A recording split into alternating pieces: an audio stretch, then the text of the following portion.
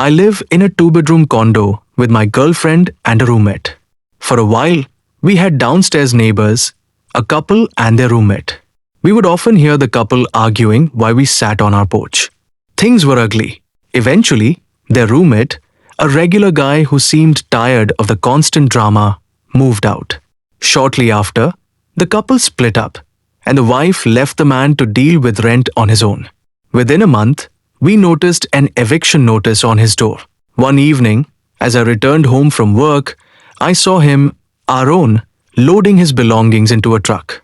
He flagged me down, introduced himself, and launched into a sob story about his struggles.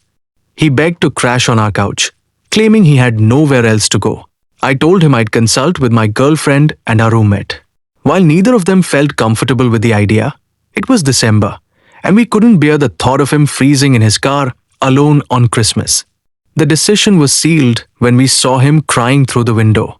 Aaron was ecstatic when we let him stay for a week. That night, I cooked a welcome dinner, and he unloaded the entire story about his wife, talking our ears off. However, within days, his behavior turned unbearable. He trashed the living room and kitchen, raided our food, and left the bathroom our roommate used in disarray. On the third night, as we all sat drinking and trying to ignore his presence, he drunkenly made comments about how cute my girlfriend and I were as a couple, and even suggested he could date our roommate and move in permanently. That crossed the line. Our roommate demanded he leave, and we agreed. I planned to break the news in the morning, but the situation escalated overnight. We woke up to our roommate screaming.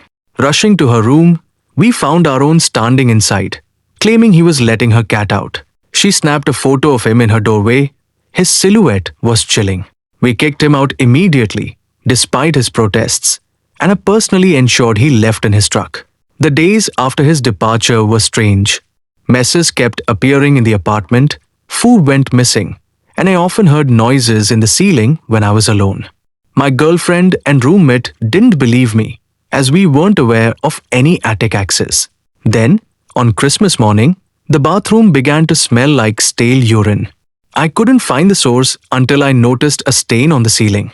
A drop of liquid fell on me as I sat on the toilet, and I realized it was urine. In a rage, I found a hidden attic hatch in my closet. Flashlight in hand, I climbed up and spotted two buckets above the bathroom. One tipped over. Between them was Aaron.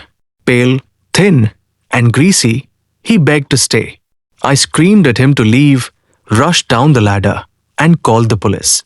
Aaron was dragged out, kicking and screaming, but at least he got what he wanted: a roof over his head, meals, and companionship in jail.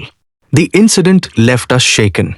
To this day, we never leave the door unlocked, and I can't help but wonder how close Aaron got to any of us, or what he might have done while hiding in our attic.